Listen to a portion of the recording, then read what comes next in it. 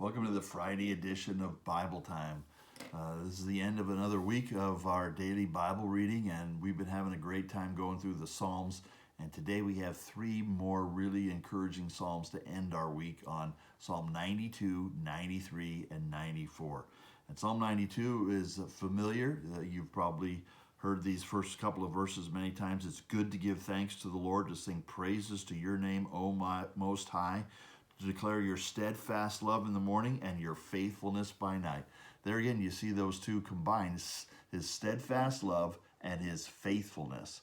God keeps his promises. God can be relied upon. It's good to praise his name morning and night. And as you read the rest of the psalm, it talks about how he takes us through all the challenges of life. And here's the part I like. He even is with us and helps us and uses us in our old age. Verse 12, the righteous flourish like the palm tree and grow like a cedar in Lebanon. They are planted in the house of the Lord. They flourish in the courts of our God.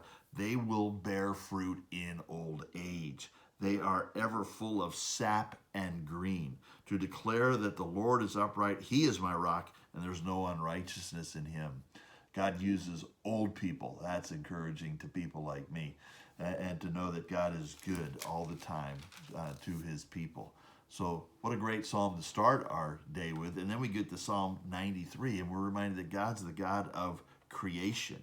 And as mighty as the elements of this world might feel like, especially the water, if you've been to the ocean or seen a mighty river or whatever, it says the floods have lifted up, O Lord, the floods have lifted up their voice, the floods lift up their roaring, mightier than the thunders of many waters, mightier than the waves of the sea, the Lord on high is mighty.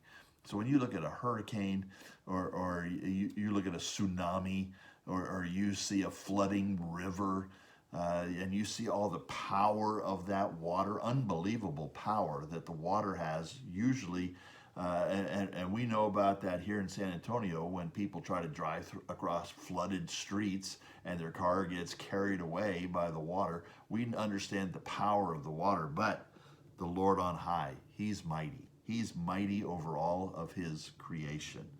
And verse 5 just ends with the uniqueness of God. Your decrees are very trustworthy. Holiness befits your house, O Lord, forevermore. What a great God we have.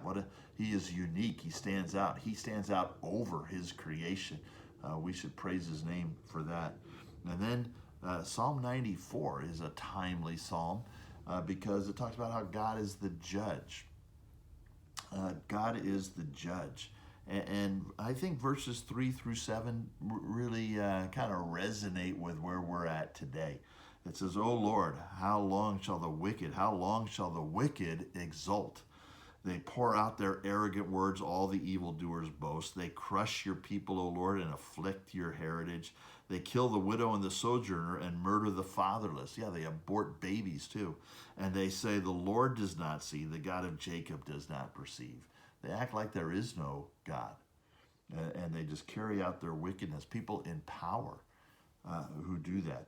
And so verses 8 through 16 is really a call to the wicked to cry out to God, to turn to God for mercy, that he wouldn't destroy you in your wickedness. And then starting in verse 18, these are good words, I think, for you and me. When I thought my foot slips, your steadfast love, O Lord, held me up. There's that steadfast love again. When the cares of my heart are many, your consolations cheer my soul. Did you hear that? When the cares of my heart are many, and that may be true of you. You may have many concerns in your heart right now over a lot of things. Your consolations, God, cheer my soul. Do you believe that? Do you believe God's consolations can cheer your soul? Are you experiencing that cheering from God's consolations? Are you turning to him? Are you looking to him in the midst of all of your cares? Because his consolations can cheer your soul. Verse 20, can wicked rulers be allied with you, God, those who frame injustice by statute? They band together against the life of the righteous and condemn the innocent to death. But the Lord has become my stronghold and my God, the rock of my refuge. He will bring back on them their iniquity and wipe them out for their wickedness. The Lord our God will wipe them out.